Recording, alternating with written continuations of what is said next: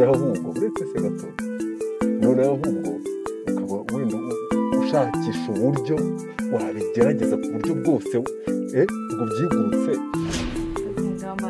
wowe ari wowe koko urumva wayareka ukemera ko amafaranga guca mu myanya y'intoki urabona se naraje hano muri budembe kubara amazu yesu we Imana ishimwe nuko ntabwo mfite gusengera umva hari ikintu ushaka gukizwa hari ikintu ushaka kubwiraho ariko tubonana iki ubu rero bamaze kukuronga mu mutwe none uraje ngo uje guhangana urumva ariko ndaje ndebe noneho hagati yanjye nawe imbwa n'indi umugabo n'indi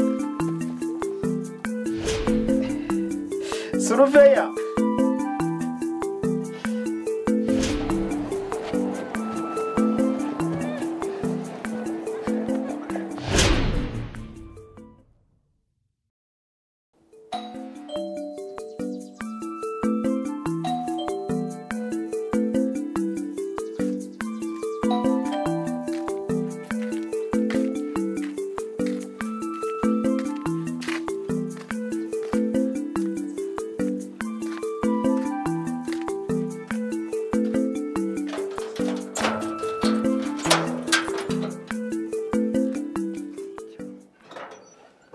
kandi uje hano gukora iki ko nakwiyamye nibihe bibazo bintu uje guteza oya ni ukuri mbabaye mufashe umpa ibintu bishishe ndi gupfa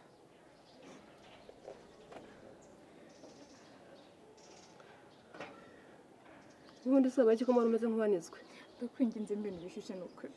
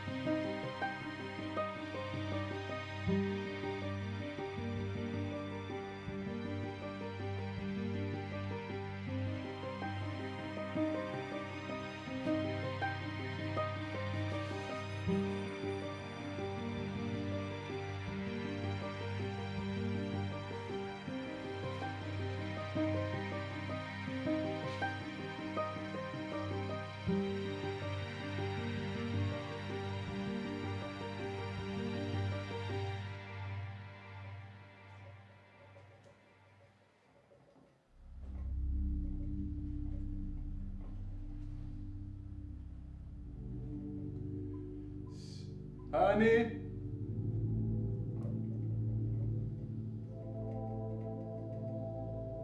Almost.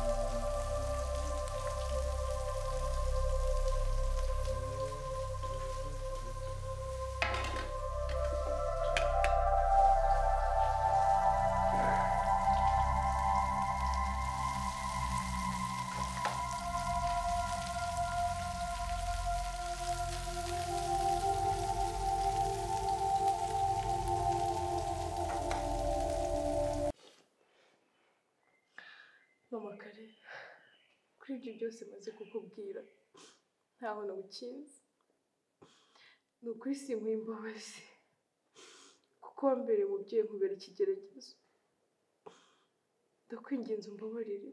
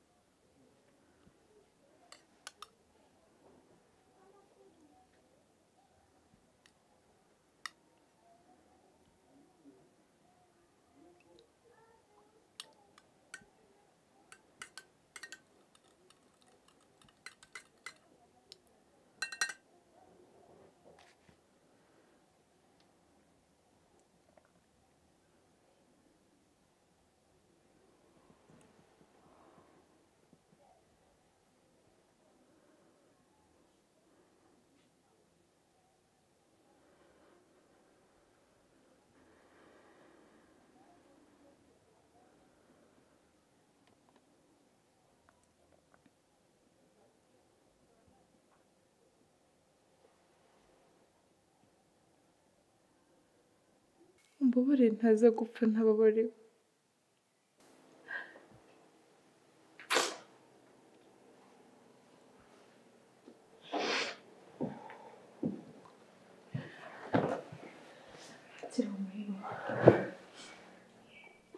Imana izakwitaho nyine ndakubabarira nturinda nagufasha Imana irahari izagufasha sibyo ikindi nagusaba ukomeza umfashe mbe ndi hano kuko nawe mfiteho kujya niba utanambabariye basi ubikore mu ziranenge ntwite kandi nzakosora amakosa yose nagukoreye.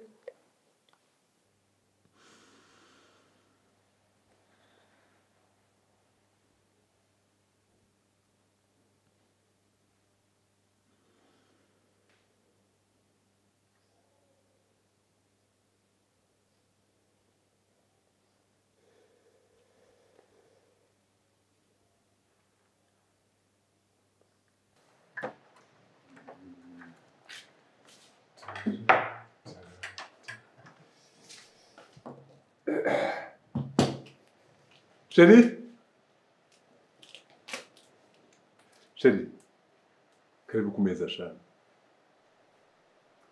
Wibuka ko waraye wanze kurya nijoro. Noneho mbabarira. Dore breakfast, sibyo? Karibu. Ihangane basugerageze, sibyo?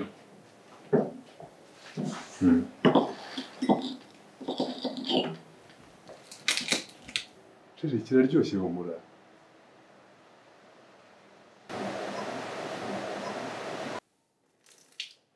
Urashaka kunyica nta soni. Sheri?